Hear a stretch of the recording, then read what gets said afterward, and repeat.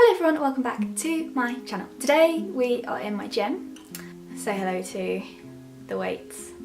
Probably can't lift any of those. And today I feel very disorganised. I don't have a scrap of makeup on and I haven't even brushed my hair. I feel like all of my days feel disorganised. I feel like I'm just quite a disorganised person. Today I thought I would sit down and film my Spookathon TBR before the 17th rolls around. What day are we on today?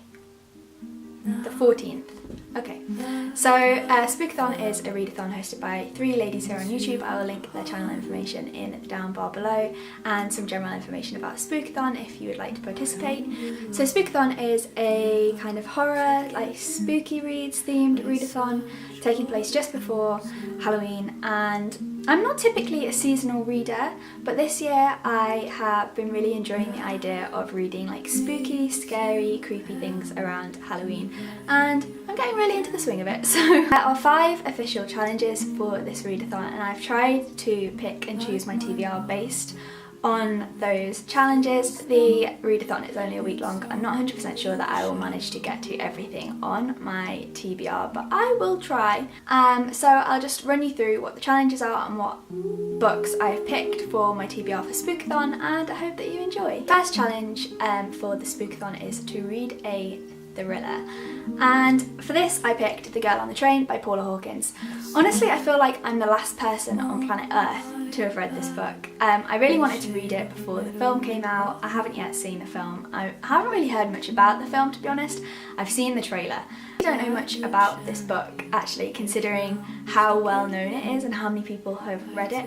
I know that it's a bit of an opinion divider, that a lot of people have read it and don't really care that much for it.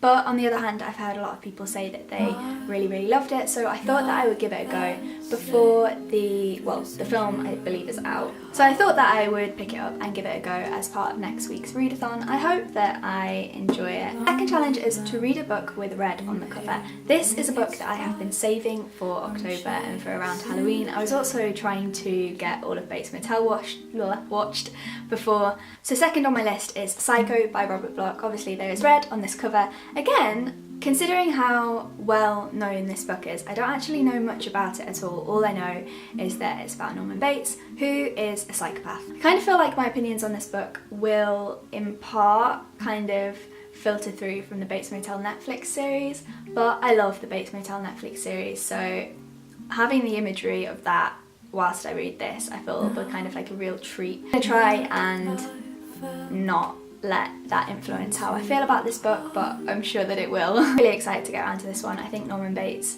from Bates Motel at least, is such an interesting character. We'll see. I'm really excited for this one. The next challenge is to read a book with a spooky word in the title, and I couldn't think of a book that I wanted to read this October with a spooky word in the title, so I'm just going to double up with the last pick on my TBR, which is Psycho by Bloch. Next challenge is to read a 2016 release. For that challenge I picked The North Water by McGuire. This is a 2016 release that I recently picked up. I spent more money than I usually spend on books on this, just because the cover is so pretty. And I'm a parrot, I don't know anything. Well, I know I've read the blurb of this. Basically, I think this is a story about a fated voyage of a whaling ship. And I think things start to go quite horribly wrong quite quickly on this whaling ship. This is a thriller, but I don't know anything more about it than that, other than it was released this year, and I don't even know if it gets good reviews or not.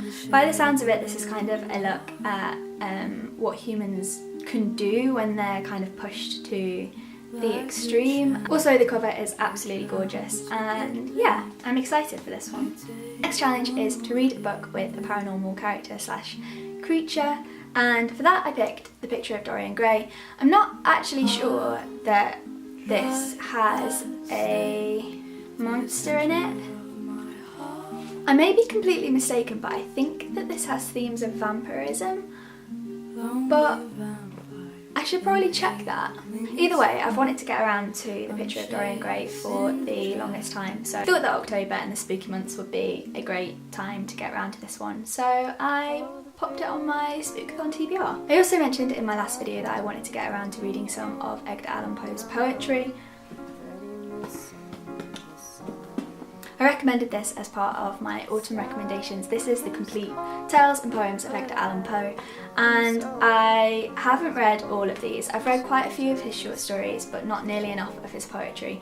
So in between trying to fit in the 4 books that I've put on a week-long readathons TBR, I'm going to try and get around to some Edgar Allan Poe poems to get me really in the mood for kind of Halloween and creepy, dark, disturbing, morbid, that kind of, who doesn't like to be in that kind of mood?